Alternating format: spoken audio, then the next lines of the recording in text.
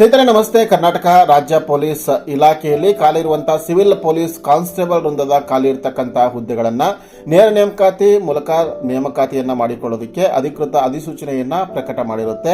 Police ಇಲಾಖೆಯಲ್ಲಿ ಸೇವೆ ಸಲ್ಲಿಸಲು ಇಚ್ಛಿಸುವಂತಹ ಯುವ ಜನತೆಗೆ ಒಂದು ಅತ್ಯುತ್ತಮ ಅವಕಾಶ ಆಗಿರತಕ್ಕಂಥದ್ದು. ಸೊ ಈ ಹುದ್ದೆಗಳ ನೇಮಕಾತಿ ಕುರಿತಾಗಿರ್ತಕ್ಕಂಥ ಮಾಹಿತಿಯನ್ನು ಹಂಚಿಕೊಳ್ತಾನೆ. ವಿಡಿಯೋವನ್ನು ಸ್ಟಾರ್ಟ್ ಮಾಡೋದಕ್ಕಿಂತ ಮುಂಚೆ ಇದೇ ಮೊದಲ ಬಾರಿಗೆ ನಮ್ಮ ಚಾನಲ್ ನೋಡ್ತಾ ಇದ್ರೆ ಸಬ್ಸ್ಕ್ರೈಬ್ ಮಾಡ್ಕೊಳ್ಳಿ ಮತ್ತು ಬೆಲ್ ಐಕಾನ್ ಕೂಡ ಕ್ಲಿಕ್ ಮಾಡಿ. ಮೊದಲನೇದಾಗಿ ಹುದ್ದೆಗಳ ವಿವರವನ್ನು ನೋಡೋದಾದರೆ ಕಲ್ಯಾಣ ಕರ್ನಾಟಕ ವೃಂದದ 371J HK ವಿಭಾಗದಲ್ಲಿ ಖಾಲಿರ್ತಕ್ಕಂಥ ಹುದ್ದೆಗಳ ಸಂಖ್ಯೆ ಬಂದ್ಬಿಟ್ಟು 596 ಹುದ್ದೆಗಳಿರುತ್ತೆ. ಹಾಗೆ ಮಿಕ್ಕುಳಿದ ವೃಂದದ ಹುದ್ದೆಗಳು ಒಟ್ಟು 3395 ಹುದ್ದೆಗಳು ಖಾಲಿ ಇರುವಂತದ್ದು. ಒಟ್ಟು ಹುದ್ದೆಗಳ ಸಂಖ್ಯೆ ಬಂದ್ಬಿಟ್ಟು 3991 ಹುದ್ದೆಗಳು ಇರುತ್ತೆ.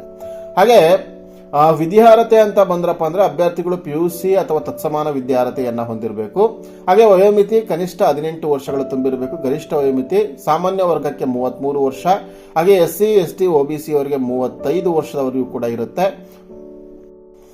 ಅರ್ಜಿ ಸಲ್ಲಿಕೆಯ ಪ್ರಾರಂಭ ದಿನಾಂಕ 8 ಜೂನ್ 2026, ಹಾಗೆ ಕೊನೆಯ ದಿನಾಂಕ 3 ಜುಲೈ 2026.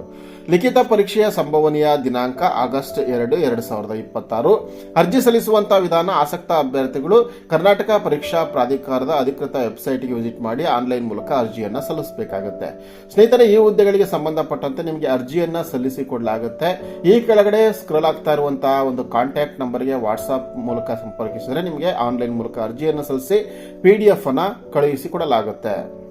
ಸ್ನೇಹಿತರೆ, ಈ ನೇಮಕಾತಿ ಕುರಿತಂತೆ ಇನ್ನೂ ಹೆಚ್ಚಿನ ವಿವರಗಳು ಅಂದ್ರೆ ಆಯ್ಕೆ ವಿಧಾನ ಹೇಗಿರುತ್ತೆ, ಸಿಲೆಬಸ್ ಹೇಗಿರುತ್ತೆ, ಅರ್ಜಿಯನ್ನ ಸಲ್ಲಿಸತಕ್ಕಂಥದ್ದು ಹೇಗೆ, ಇನ್ನಿತರ ಮಾಹಿತಿ ನಿಮಗೆ ಅವಶ್ಯಕತೆ ಇತ್ತು ಅಂತಂದ್ರೆ ನೀವೆಲ್ಲ ಕೂಡ ಈ ರೀತಿಯ ಸ್ನೇಹಿತರೆ ನೀವು ಮಾಡಬೇಕಾಗಿರುವಂಥದ್ದು ಇಷ್ಟೇ. ನಿಮ್ಮ ಮೊಬೈಲ್ ಅಲ್ಲಿ ಗೂಗಲ್ ಸರ್ಚ್ ಅಥವಾ ಕ್ರೋಮ್ ಸರ್ಚ್ಗೆ ಹೋಗಿ ಸರ್ಚ್ ಬಾರ್ ಅಲ್ಲಿ ನೀವು spardhadeepa.com ಅಂತೇಳಿ ಟೈಪ್ ಮಾಡಿ.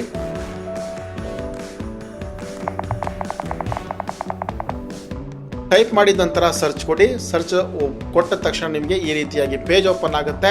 ಸೊ ಇದರಲ್ಲಿ ಈ ಒಂದು ನೇಮಕಾತಿಯ ಜೊತೆಗೆ ಇನ್ನು ಹಲವಾರು ಇತ್ತೀಚಿನ ನೇಮಕಾತಿಗಳ ವಿವರಗಳು ಕೂಡ ಸಿಗುತ್ತೆ. ಅದನ್ನು ಸಂಪೂರ್ಣವಾಗಿ ಓದ್ಕೊಳ್ಳಿ. ಹಾಗೆ ಪ್ರತಿಯೊಂದು ಆರ್ಟಿಕಲ್ನ ಕೊನೆಯ ಭಾಗದಲ್ಲಿ ಅದಕ್ಕೆ ಸಂಬಂಧಪಟ್ಟಂತ ಅಧಿಕೃತ ಅಪ್ಲಿಕೇಶನ್ ಸಬ್ಮಿಷನ್ ಲಿಂಕ್ ಕೂಡ ಇರುತ್ತೆ. ಅದರ ಜೊತೆಗೆ ಅಧಿಸೂಚನೆಯ ಲಿಂಕ್ ಕೂಡ ಇರುತ್ತೆ.